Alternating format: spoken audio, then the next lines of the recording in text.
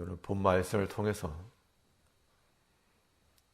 이 마음의 완급 조절, 마음의 완급 조절이란 제목으로 하나님의 말씀 증거하겠습니다. 이 변동성이 있는 것들에 대해서는 이 조절할 줄 아는 그러한 장치가 필요합니다.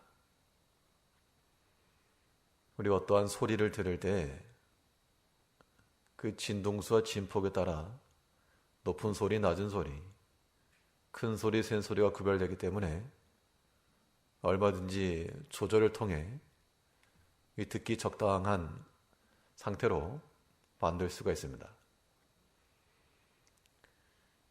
이 사람의 마음이라고 하는 것도 변동성이 큰 실체이기 때문에 높은 마음을 낮추기도 하고 또 빠른 마음을 늦추기도 하는 이러한 조절 능력이 우리에게 필요합니다. 그러면 우리의 마음을 조절할 만한 그런 제어 능력이라고 하는 것은 어떻게 발생할 수 있겠는가? 오늘 본 말씀을 통해 살펴보시면 무엇보다 먼저 우리는 이 마음의 성급함을 버려야 되겠습니다. 이 마음의 급함이라고 하는 것은 일을 그르치기 쉬운데 우리 어떤 일이든 마찬가지입니다.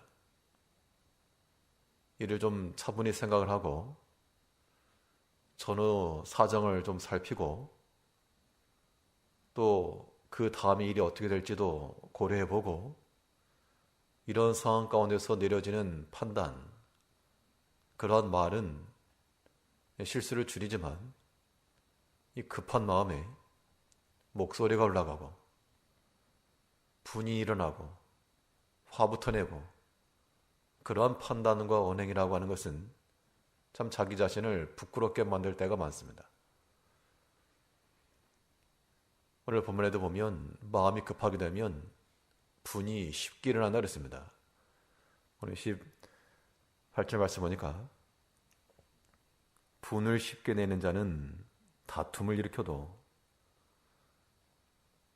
사람의 감정이라고 하는 것이 누가 화내고 다투고 분노하고 싶은 사람이 어디 있겠습니까마는 그런 분이라고 하는 것을 쉽게 내는 자가 되지 말아라. 이 분이 쉽게 나는 이유가 마음이 성급해서다라고 말하고 있습니다. 어떤 운동 경기를 할 때 축구를 한다 그러면 이 점수를 쉽게 내준다 그렇게 표현할 때가 있습니다. 공격도 엉성하고 수비도 조직력이 없고 그러면 이 실점을 쉽게 하는 겁니다. 그래가지고는 이길 가능성이 적죠.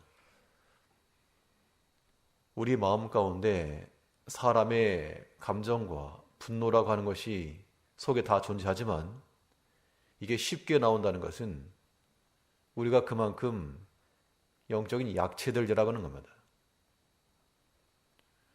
보통은 화를 내고 목소리가 크면 강하게 생각하지만 실상은 감당할 만한, 제어할 만한 능력이 없기 때문에 쉽게 분노하는 겁니다. 어떤 일 처리를 놓고 어떤 실수가 있어도 이걸 조금 지혜롭게 잘 감당할 줄 아는 사람은 분이 일어나도 조금 절제할 줄 알고 일을 바른 방향으로 바꿀 수가 있는데 그럴 만한 실력이 안 되니까 화부터 내는 겁니다. 우리가 그러한 모습을 가지고 싶습니다만 그런 것도 우리가 주의해야 되겠습니다.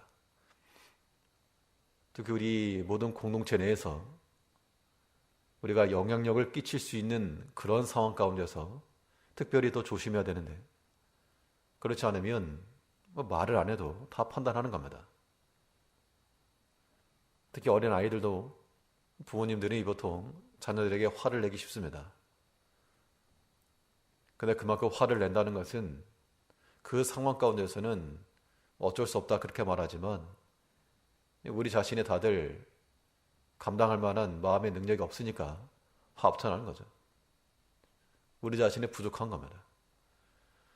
그러니까 분이 쉽게 일어나는 것은 실점했다라고 생각을 하시고, 그러한 분이 쉽게 일어나지 아니하도록 우리 마음이 성급하거나 좀 생각을 하고 그 이유를 좀 살피고 그래야 되지 않은데, 아주 급한 우리 마음 상태가 그런 걸 허락하지 않는다는 겁니다.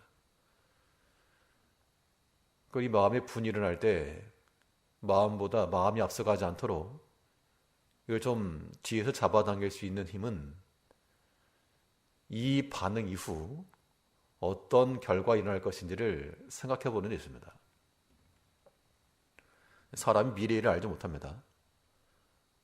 미래의 일을 알 수 없지만, 그러나 지금 바로 앞의 일들은 우리가 어느 정도 예측할 수 있죠. 내가 물을 마시려고 컵을 들어 올렸다. 그러면 1시간, 2시간 뒤에는 내가 뭐 할지 모르지만 그 뒤에는 내가 컵에 있는 음료를 마실 것이고, 내가 지금 어디를 가려고 지금 출발하고 있으면 내가 1년 뒤, 2년 뒤에는 몰라도 5분, 10분 뒤 어디 있을지, 누구를 만날지, 그런 일들은 충분히 예상할 수가 있습니다.